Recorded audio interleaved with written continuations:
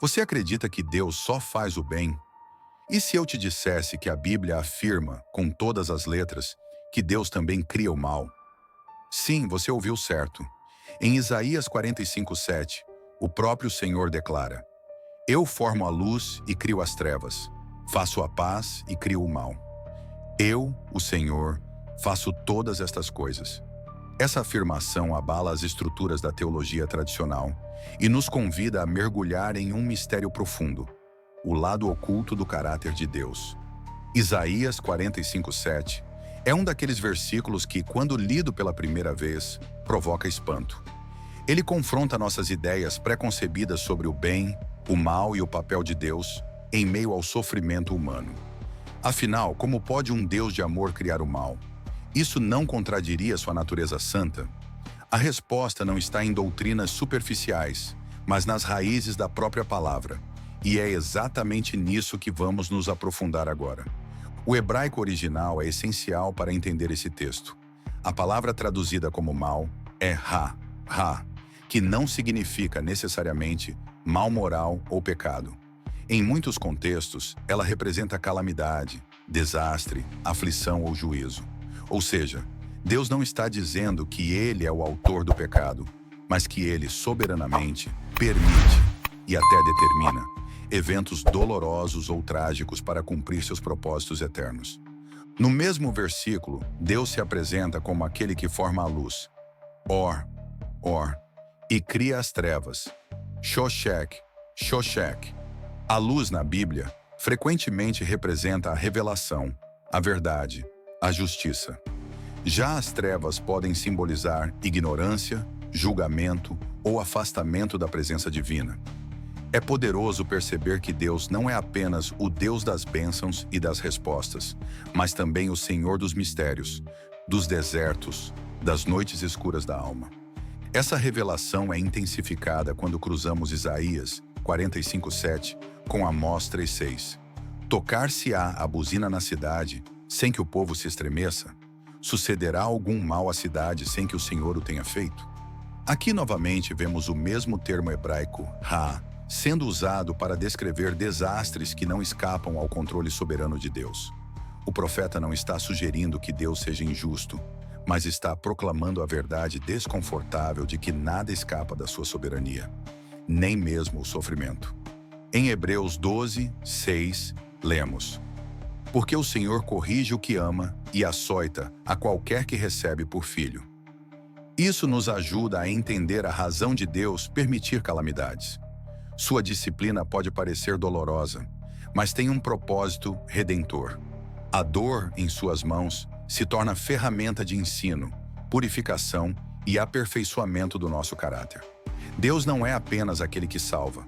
Ele também é o que molda, e moldar exige fogo, pressão e tempo. O que você vai ouvir agora pode mudar sua forma de entender o juízo de Deus. Quando Jesus declara em João 1:5 que a luz resplandece nas trevas e as trevas não a compreenderam, ele está estabelecendo um contraste eterno. A luz de Cristo revela, mas também expõe. As trevas existem para que a luz brilhe com mais intensidade. E mais, até as trevas estão sujeitas à autoridade divina. Isso é um lembrete poderoso de que, mesmo quando tudo parece confuso e sombrio, Deus ainda está no controle. A aplicação disso para a vida cristã é transformadora. Quantas vezes nos encontramos em situações de perda, dor ou confusão e perguntamos: onde está Deus nisso tudo? Isaías 45:7 nos dá uma resposta surpreendente. Ele está no meio disso. Não como autor do pecado, mas como soberano que usa até mesmo as sombras para nos conduzir à luz. É nas noites mais escuras que aprendemos a confiar na luz que não vem dos olhos, mas da fé.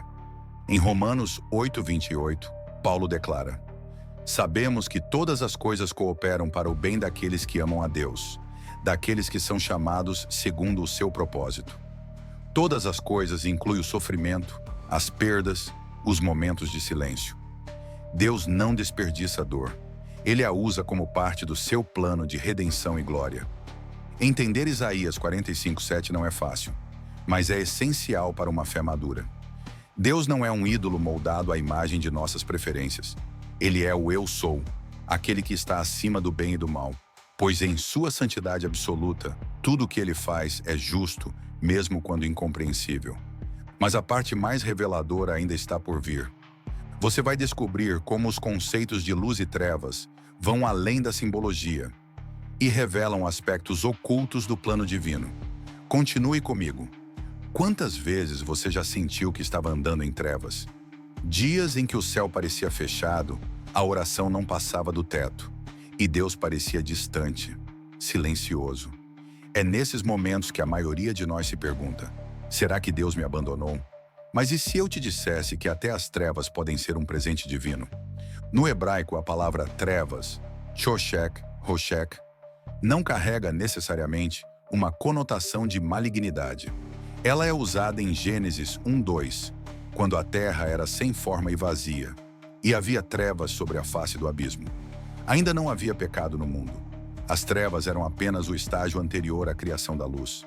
Isso nos mostra que, às vezes, o silêncio e a ausência aparente são apenas o cenário onde Deus está prestes a criar algo novo. Lembre-se, foi nas trevas do Egito que Deus libertou seu povo. Foi nas trevas da crucificação que o plano da salvação se consumou. E é nas trevas da alma que muitas vezes nasce a fé mais genuína. As trevas, biblicamente, não significam a ausência de Deus, mas sim um espaço onde ele se move de forma diferente, mais profunda, mais silenciosa, mas igualmente poderosa. Vamos além.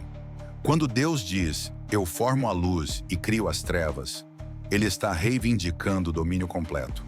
Isso é uma pancada teológica contra qualquer ideia de dualismo, como se o bem e o mal fossem forças opostas e equivalentes, disputando o universo. A Bíblia deixa claro, Deus reina sobre tudo, luz e trevas. Nada está fora de seu alcance. Agora pense no símbolo da luz. Or, Avor, no hebraico, representa não apenas claridade visual, mas também sabedoria, direção, revelação. Jesus é chamado de a luz do mundo. João 8:12. Isso porque, em meio às trevas do pecado e da ignorância espiritual, ele veio para iluminar os caminhos da redenção. A luz é dom de Deus, mas só é valorizada quando reconhecemos a existência das trevas. É por isso que muitos cristãos não amadurecem espiritualmente, porque querem luz contínua, respostas imediatas, consolo permanente. Mas Deus, em sua sabedoria, também permite noites escuras. Não por crueldade, mas porque Ele sabe que a fé verdadeira nasce no invisível.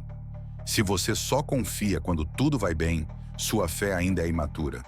Mas se você consegue crer quando tudo parece perdido, então sua fé é real. Veja o exemplo de Jó. Ele perdeu tudo: família, saúde, bens, amigos. Estava imerso em trevas emocionais e espirituais. E ainda assim declarou: o Senhor deu, o Senhor tirou. Bendito seja o nome do Senhor. Jó 21. Jó entendeu Isaías 45:7 antes mesmo dele ser escrito. Ele reconheceu que até o sofrimento vinha de um Deus soberano e santo. Fique comigo até o final, porque essa revelação pode transformar sua fé. Vamos agora refletir sobre a palavra paz. Shalom, shalom, no mesmo versículo. Shalom não significa apenas ausência de guerra. É uma paz completa, integral, que inclui harmonia com Deus, com os outros e com a própria alma. Quando Deus diz que Ele faz a paz, está dizendo que Ele é a fonte de toda a plenitude. Mas veja o contraste. Logo depois, Ele afirma que também cria o mal. Riá, calamidade. Isso parece contraditório, mas não é. O que Deus está nos mostrando é que Ele trabalha tanto na construção da paz, quanto no uso da calamidade para revelar a necessidade dela. Às vezes, Ele permite que tudo desmorone para que o coração finalmente deseje o que é eterno. O caos não é fim, é transição. É o convite à reconstrução. Assim como um cirurgião precisa causar dor para curar, Deus permite a dor para tratar áreas que não seriam tocadas de outra forma. Sim, Ele cria a paz, mas também permite o colapso que nos conduz até ela. E aqui está a beleza disso. O mesmo Deus que ordena a tempestade também prepara o abrigo. O mesmo que fecha portas, abre caminhos. O mesmo que permite o vale escuro, nos sustenta com sua vara e cajado. Ele não é um Deus ausente nas trevas. Ele é o Deus que caminha conosco por dentro delas. Você já considerou que aquilo que você chamou de mal na sua vida pode ter sido, na verdade, um gesto de misericórdia de Deus? Sim, é uma ideia desconcertante. Mas quando olhamos para Isaías 45:7 com os olhos da fé, começamos a perceber que o mal criado por Deus pode ser, na verdade, um chamado à vida e não à destruição. A palavra ra, como já exploramos, tem um significado mais amplo do que o mal moral. Ela pode representar desastres naturais, conflitos, dificuldades, todas coisas que Deus permite e até orquestra para um bem maior. Um exemplo poderoso está no livro de Jonas. Deus enviou uma tempestade, Jonas 1:4. Aquilo parecia o fim, mas era o começo da restauração de um profeta desobediente e da salvação de uma cidade inteira. O mesmo acontece conosco. Quantas vezes Deus precisa nos colocar em situações que chamamos de mal para nos arrancar de uma zona de conforto espiritual ou de um caminho de morte? Ele fecha portas, remove pessoas, quebra planos, e no momento parece doloroso. Mas depois entendemos. Foi amor em forma de juízo. Esse é o ponto central do livro de Hebreus, capítulo 12, versículo 6. Porque o Senhor corrige o que ama e açoita a qualquer que recebe por filho. Aqui, a palavra corrigir no grego original, paideu, não tem o sentido de punição arbitrária, mas de educação, formação, disciplina paternal. Deus, como Pai, nos molda através da dor porque deseja formar o caráter de Cristo em nós. Então, quando Isaías 45:7 diz que Deus cria o mal, entenda, não é o mal da maldade humana, mas a calamidade da correção divina. Ele usa o sofrimento como um escultor usa o cinzel. Cada golpe é preciso, cada corte tem um propósito. O objetivo não é destruir, mas revelar a imagem de Cristo que está sendo esculpida dentro de nós. Quer ver outro exemplo profundo? José, vendido pelos irmãos, acusado injustamente, preso sem culpa. Tudo isso parecia mal, calamidade atrás de calamidade. Mas no final, ele declara em Gênesis 50:20, Vós, na verdade, intentastes o mal contra mim, porém Deus o tornou em bem. O mal estava ali, sim, mas estava submisso ao propósito maior de Deus. Aqui está a chave. Deus não é o autor do pecado, mas Ele é o Senhor soberano sobre o caos.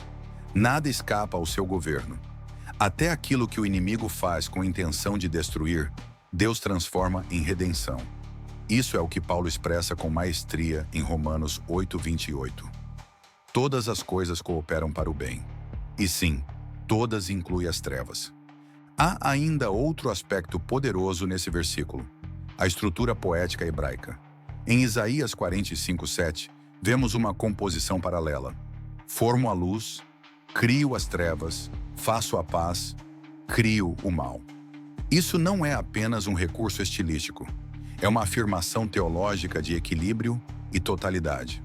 Deus está dizendo, sou o Senhor do espectro inteiro da existência. Muitos cristãos têm um Deus seletivo. Creem que Ele age nas bênçãos, mas se esquecem de que Ele também está presente nas perdas. A Bíblia não permite esse tipo de visão parcial. Ela revela um Deus que reina sobre o dia e a noite, o sim e o não, o silêncio e a resposta. E isso deveria gerar em nós, não medo, mas confiança. Porque se Deus está até nas trevas, então não há lugar onde sua mão não possa nos alcançar. Vamos refletir sobre a luz e as trevas como símbolos espirituais. A luz revela, guia, aquece. As trevas escondem, desorientam, esfriam, mas ambas servem a um propósito divino. A luz desperta, mas é nas trevas que muitas vezes nos encontramos com Deus de forma mais profunda. Foi numa caverna escura que Elias ouviu o sussurro de Deus, 1 Reis 19. Foi no ventre de um peixe, nas profundezas do mar, que Jonas se arrependeu. Foi em uma prisão escura que Paulo escreveu cartas que iluminariam séculos de cristianismo. Então pare por um instante e pense, qual foi a sua treva mais profunda? O luto, a perda de um emprego, uma doença, uma traição? Agora se pergunte, o que você aprendeu ali que nunca teria aprendido na luz? Se a sua fé sobreviveu à escuridão, ela é mais valiosa do que ouro. E se Deus esteve contigo ali, então você sabe. Ele cria as trevas, mas nunca te abandona nelas. Estamos chegando na parte mais profunda. Existe um erro teológico muito comum que contamina a mente de muitos cristãos: o dualismo. A ideia de que o universo é regido por duas forças opostas, Deus do lado do bem e o diabo do lado do mal, travando uma guerra cósmica em pé de igualdade. Mas a Bíblia, de Gênesis a Apocalipse, desmonta esse conceito. E Isaías 45:7 é uma bomba teológica contra essa visão limitada e equivocada. Quando Deus declara: "Eu formo a luz e crio as trevas, faço a paz e crio o mal. Eu, o Senhor, faço todas estas coisas." Ele está dizendo com todas as letras: eu governo tudo. Não há oposição equivalente ao Senhor. Satanás não é um rival de Deus. Ele é uma criatura limitada, submissa à soberania divina. Ele age dentro de limites que Deus estabelece. Ele não tem poder autônomo. Ele precisa de permissão. Essa verdade fica evidente em livros como Jó. O diabo não toca em Jó sem antes pedir permissão a Deus. Jó 1:12. E quando toca, só faz aquilo que Deus permite. Isso pode incomodar nossa lógica humana, mas conforta nossa fé. Porque se Deus está no controle até do que o inimigo tenta fazer, então nada, absolutamente nada, está fora do plano divino. No pensamento judaico antigo, especialmente nos escritos proféticos como os de Isaías e Amós, era impensável imaginar que algo pudesse acontecer sem o consentimento ou ação direta de Deus. Não havia espaço para um universo desgovernado. Tudo estava sob a mão do Senhor. Quando calamidades vinham, os profetas não as atribuíam ao acaso, ao destino ou ao diabo. Eles voltavam-se a Deus em arrependimento, porque sabiam: é o Senhor quem age até no juízo. Esse é o ponto central de Amós 3:6. Sucederá algum mal à cidade sem que o Senhor o tenha feito? Aqui, novamente, mal é Ra, calamidade. O profeta está dizendo: Deus está por trás dos acontecimentos que abalam a terra, mas não porque ele seja cruel, e sim porque ele é justo, e sua justiça exige ação. Agora, por que essa revelação é tão importante? Porque ela nos liberta da ideia de que Deus é apenas o Deus das bênçãos, como se ele só estivesse presente quando tudo dá certo. Esse tipo de crença cria um cristianismo superficial, baseado em troca, em barganha, em espiritualidade consumista.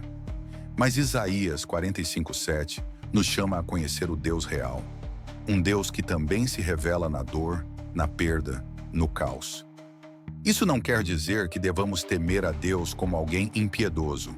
Pelo contrário, isso significa que podemos confiar nele mesmo quando não entendemos, porque ele não é refém das circunstâncias, ele as controla. E se ele cria a paz e permite a calamidade, é porque ambas têm lugar no seu plano eterno de redenção. Veja a história de Jesus. O maior mal da humanidade, crucificar o Filho de Deus, foi na verdade o maior bem que Deus realizou. Atos 2:23 diz que Jesus foi entregue pelo determinado conselho e presciência de Deus. Isso significa que a cruz não foi um erro, nem uma derrota. Foi um plano.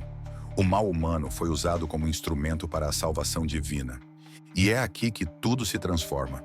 Deus não apenas redime o mal, ele o governa. Ele usa a noite para preparar o amanhecer. Ele permite a dor para gerar compaixão. Ele permite a quebra para reconstruir melhor. E tudo isso está contido na simples, porém profunda, afirmação de Isaías 45:7. Nesse contexto, fazer a paz e criar o mal não são forças concorrentes, mas ações coordenadas por um mesmo Deus, para um mesmo fim: revelar sua glória e conduzir seu povo à maturidade espiritual. As trevas nos fazem valorizar a luz. A dor nos faz buscar a cura. A perda nos ensina a valorizar o que é eterno. E a aplicação prática disso: quando algo ruim acontece, o cristão maduro não se desespera. Ele busca discernir. Qual é o propósito de Deus nisso? Porque mesmo no mal, há uma mão invisível moldando destinos, curando corações, treinando a alma para a eternidade. O sofrimento não é o fim. É a ponte para um novo começo. Portanto, pare de acreditar em um evangelho onde só há bênçãos. Creia no Deus de Isaías 45:7. O Deus completo, que reina sobre a luz e as trevas, sobre o bem e a calamidade.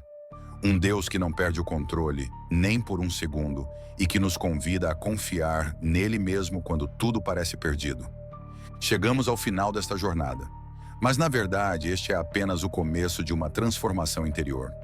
A revelação de Isaías 45:7 não é para ser compreendida apenas com a mente.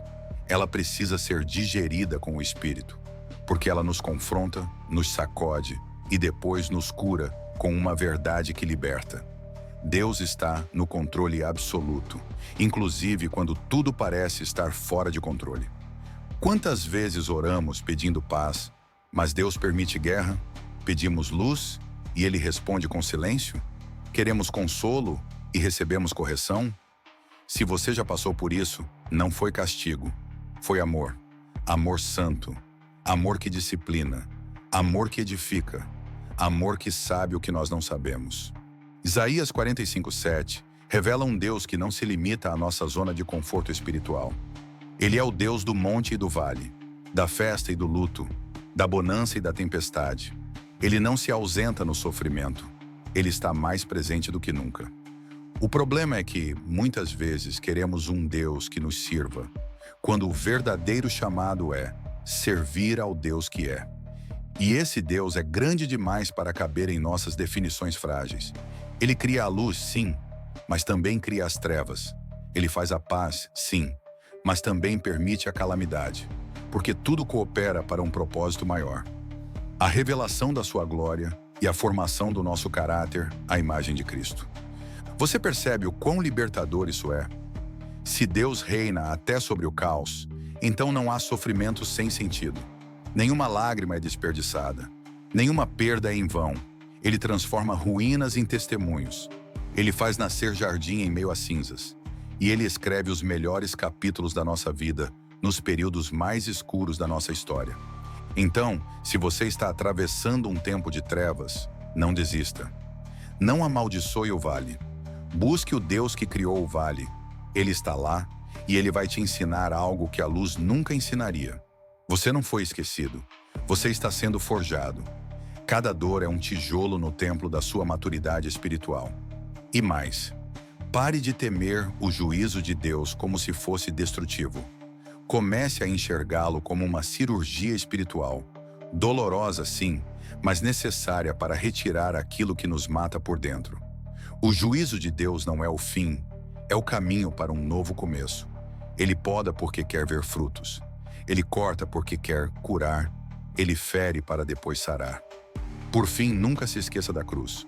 O maior exemplo de Isaías 45:7 é o Calvário. Trevas cobriram a terra. O filho foi ferido. O juízo caiu. Tudo parecia o pior mal da história, mas era, na verdade, o maior ato de amor já registrado. Se Deus usou o sofrimento de Cristo para trazer salvação, imagine o que Ele pode fazer com o seu sofrimento. Isaías 45:7 não é um versículo para ser temido, é um versículo para ser venerado. Ele nos mostra que servimos a um Deus que não falha, não vacila, não perde o domínio. E se Ele é Senhor sobre luz e trevas, paz e calamidade, então podemos descansar mesmo no meio da tempestade. A moral da história: Deus não nos prometeu um caminho sem dor. Ele prometeu presença constante. E a presença dele nas trevas é tudo o que precisamos para continuar. A fé verdadeira não se mede quando tudo vai bem, mas quando a única coisa que nos resta é a certeza de que Ele ainda está conosco. Que essa verdade se torne vida em você. Que ela destrua todo medo, toda dúvida, toda teologia rasa. Que Isaías 45:7 não seja apenas um versículo que você ouviu, mas uma revelação que você viveu. Obrigado por assistir esse vídeo. Pedimos que se inscreva em nosso canal e curta esse vídeo. Ative também o sininho das notificações para ser avisado sobre nossas postagens. Até o próximo vídeo.